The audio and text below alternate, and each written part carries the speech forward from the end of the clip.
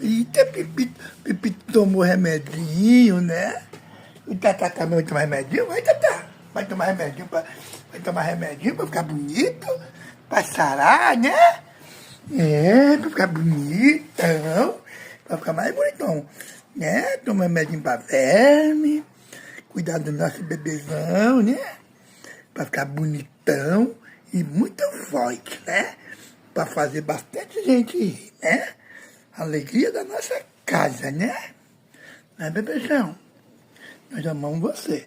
Ai, doeu. Eita, tá brabo. Tomou remedinho, né?